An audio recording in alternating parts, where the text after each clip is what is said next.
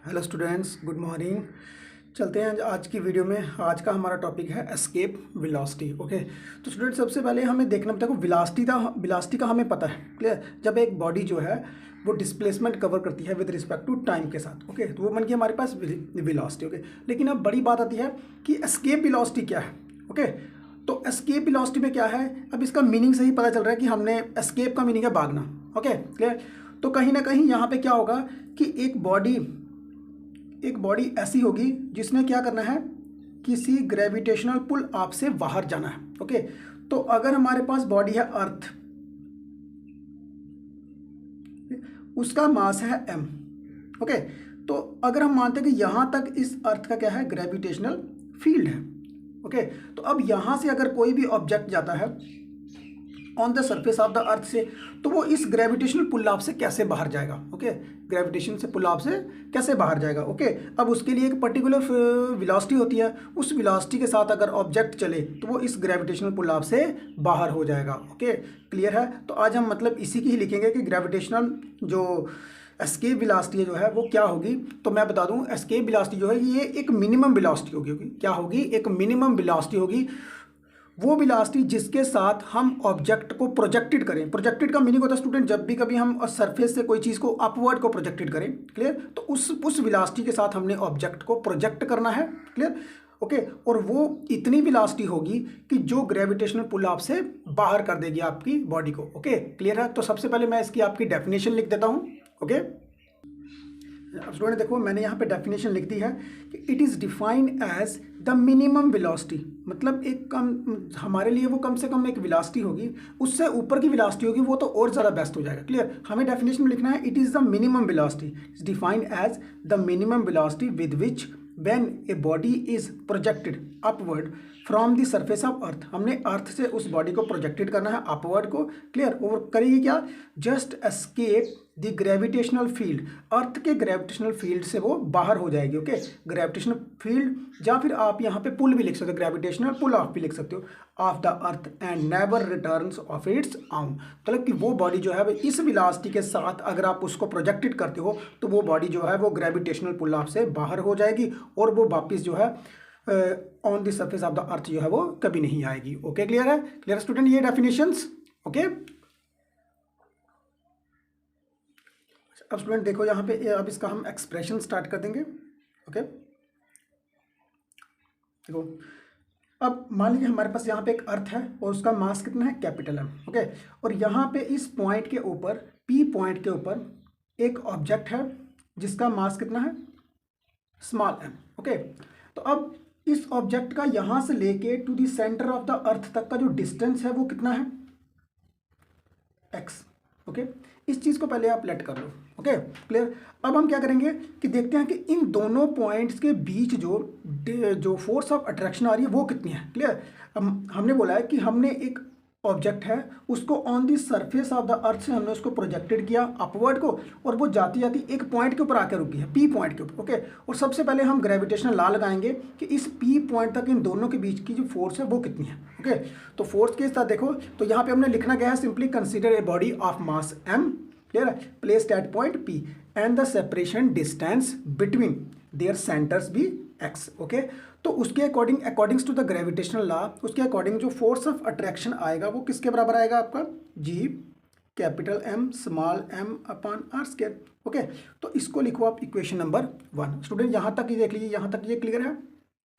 Okay, अच्छा, अब हम क्या करेंगे, अब हम इस ऑब्जेक्ट को स्लाइटली अपवर्ड करना, हमने स्मॉल डिस्टेंस कितना, स्लाइटली अपवर्ड करेंगे। अब ये ऑब्जेक्ट जो है हमने इसको डिस्प्लेस किया है P से Q तक, तो इसने जो डिस्टेंस कवर किया है वो कितना किया है, dx कवर किया है। ओके, तो जब अगर एक बॉडी जो है वो एक पॉइंट से शिफ्ट होकर दूसरे पॉइंट तक जाती है तो बॉडी क्या करती है, वर्क डन करती है। ओके, और इस बॉडी ने क्या है, स्मॉल डिस्टेंस जो है वो कवर किया है, तो इट मीन्स दैट कि यहाँ पे क्या होगा, स्मॉल वर्क डन होगा। ओके, क्लियर है? तो जो हमारे पास जो स्मॉल वर्क डन होगा वो किसके बराबर होगा, is equal to force into displacement. Okay, और यहाँ पे इक्वेशन नंबर फर्स्ट जो है वो पुट कर दो, तो हमारे पास स्मॉल वर्क डन जो है वो किसके बराबर आ जाएगा, G M small m upon x square into dx। इस इक्वेशन को लिख लो आप इक्वेशन नंबर सेकंड। स्टूडेंट यहाँ तक क्लियर है? ओके। लेकिन अब हमने क्या करना है, हमने इस बॉडी को जब प्रोजेक्टेड करेंगे तो कहाँ से करेंगे, एट पॉइंट। अब देखो हमने जब भी बॉडी को करेंगे प्रोजेक्टेड करेंगे तो वो करेंगे, अब हमने इसको एक लिमिट प्रोवाइड करनी है कि हम चाहते हैं कि जो on the surface of the अर्थ, इस क्योंकि हमने सेंटर से तो बॉडी को प्रोजेक्ट नहीं करना, हमने करना on the surface of the अर्थ, इस पॉइंट से हमने इसको प्रोजेक्टेड करना है ताकि वो ग्रेविटेशनल पुल आपसे बाहर हो जाए और वो इन्फिनिटी तक चली जाए। कहाँ तक चली जाए, इन्फिनिटी तक चली जाए। ओके, तो इट मीन्स दैट अब अगर हमें टोटल वर्क डन निकालना होगा तो हमें लिमिट क्या प्रोवाइड करनी पड़ेगी, x is equal to r से लेके x is equal to infinity तक। ओके, तो इक्वेशन नंबर सेकंड को आप इंटीग्रेट करो, integrating equation second up to the limit x is equal to r to x is equal to infinity तक। Okay student, यहां तक ये चीज क्लियर है? अब हम इसको इंटीग्रेट कर लेते हैं। तो small work done is equal to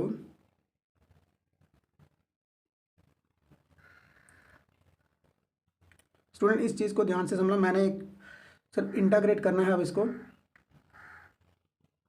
तो कांस्टेंट टर्म्स को आप बाहर निकाल दो, जब इसका करोगे स्मॉल इंटीग्रेट तो हमारे पास आ गया टोटल वर्क डन। तो जी एम स्मॉल, और हमारे पास यहाँ पे इंटीग्रेशन में आ जाएगा 1/x² dx, और लिमिट होगी हमारे पास r से लेके इन्फिनिटी तक। ओके, तो अब यहाँ पे देखो gm स्मॉल m, ये x की पावर 2 जो है वो ऊपर चला जाएगा तो -2 हो जाएगा। तो इसकी इंटीग्रेट अब साथ में ही कर दो,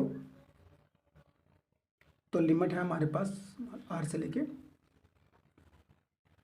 gm कैपिटल M, तो यहाँ पे आपके पास बन गई -1 और यहाँ पे आ गया -1। ओके, तो r और इन्फिनिटी। ओके, ये चीज़ क्लियर है?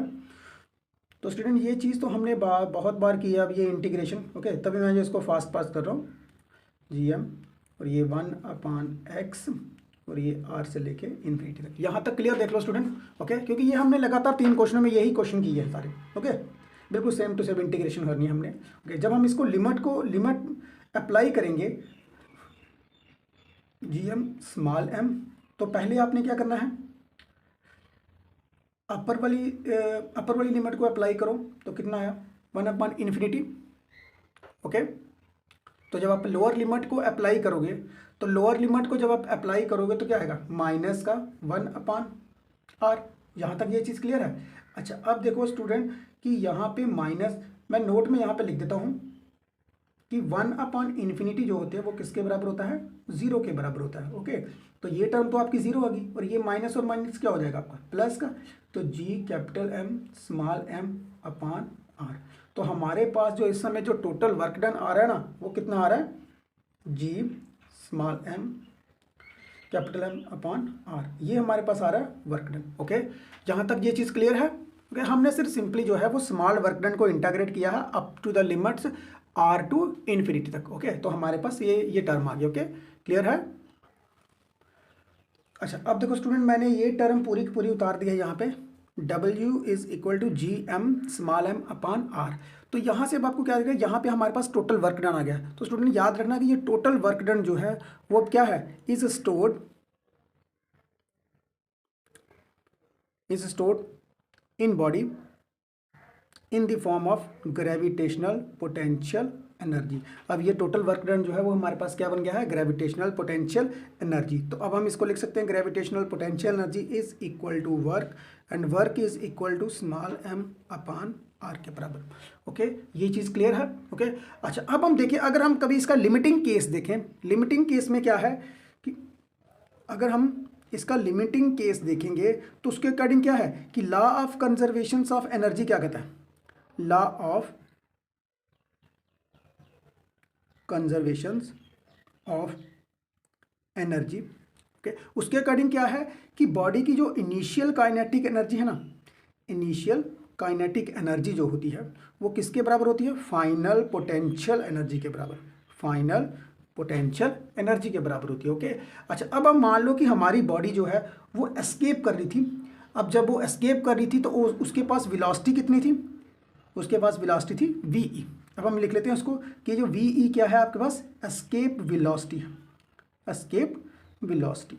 ओके, तो अब हम अगर इसी एस्केप वेलोसिटी के साथ अगर हम कभी काइनेटिक एनर्जी निकालें तो फिर वो हमारे पास काइनेटिक एनर्जी कितनी आ जाएगी, 1/2 वी के बराबर आ जाएगी। ओके, यहाँ तक ये चीज़ क्लियर है। अब हमने क्या करना है, अब हमने इस काइनेटिक एनर्जी को फाइनल पोटेंशियल एनर्जी के इक्वल में करना आपने। ओके, तो यहाँ पे लिख दो आप 1/2 वी ई का square is equal to small M, और ये स्मॉल एम यहाँ से कट जाएगा। ओके, तो अगर आप यहाँ से एस्केप वेलोसिटी देखते हो तो एस्केप वेलोसिटी का स्क्वायर 2 यहाँ पे आ जाएगा, 2gm/r के।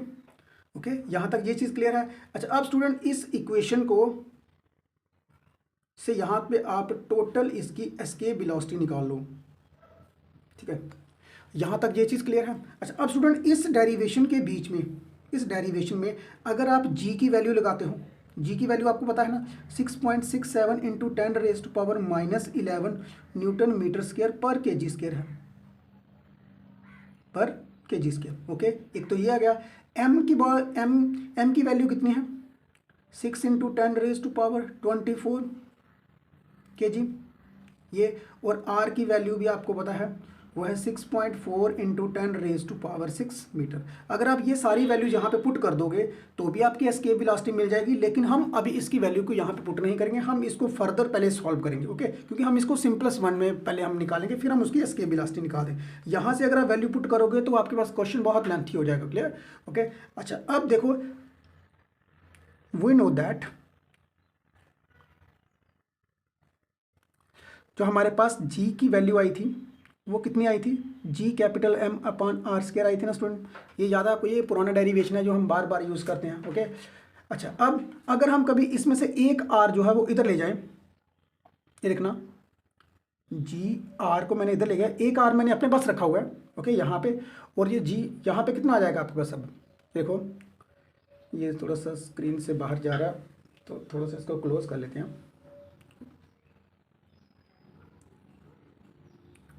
GR is equal to GM/r के बराबर। यहाँ तक ये देख लो स्टूडेंट, क्लियर है? ओके, अब हमने सिंपली क्या करनी है, अब हम इस वैल्यू को पुट करेंगे, GR is equal to GM/r। तो देखो यहाँ पे GM/r की जगह पे हमने क्या पुट करना है, GR को पुट करना है। ओके, इस चीज़ को क्लियर है ये? अच्छा, अब पुट कर दो यहाँ पे एस्केप वेलोसिटी, अब हमारे पास क्या रहेगी, √2g और r। ये देखो, ये स्टूडेंट देखो, ये बिल्कुल सिंपलेस्ट वैल्यू है। ओके, अब यहाँ पे आप वैल्यू पुट करो, g की वैल्यू पुट करो, g इज इक्वल टू कितना है आपके पास, 9.8 मीटर पर सेकेंड स्क्वायर है, और आपकी वैल्यू, r की आपको वैल्यू पता है उतनी है 6.4 इंटू 10⁻6 मीटर है। अब आप यहाँ पे जब दोनों वैल्यूज़ को पुट करोगे तो आपके पास यहाँ पे जो एस्केप वेलोसिटी है ना वो अप्रॉक्सीमेटली आती है 11 यहाँ पे आपके पास जो एस्केप वेलोसिटी बनेंगी वो बनेंगी आपके पास टोटल 11.27 किलोमीटर पर सेकेंड। ओके, एक तो ये बन जाएगी। अगर आप कभी किलोमीटर की यहाँ पे वैल्यू पुट करोगे, ओके, तो सेकंड की जगह पे अगर आप हावर्स की वैल्यू को पुट करोगे तो फिर आपके पास जो एस्केप वेलोसिटी है वो अप्रॉक्सीमेटली कितनी बन जाएगी आपके पास, 40,320 किलोमीटर पर हावर। स्टूडेंट, ये वेलोसिटी जो है वो बहुत ज़्यादा वेलोसिटी होती है। ओके, 11.27 किलोमीटर जो है वो एक सेकंड में अगर कोई बॉडी कवर करती है तो वो क्या कर जाएगी, ग्रेविटेशनल पुल आपसे बाहर हो जाएगी। ओके, और वो कभी भी अर्थ के ऊपर नहीं गिरेगी। ओके, क्लियर है ये चीज़? Okay, okay students.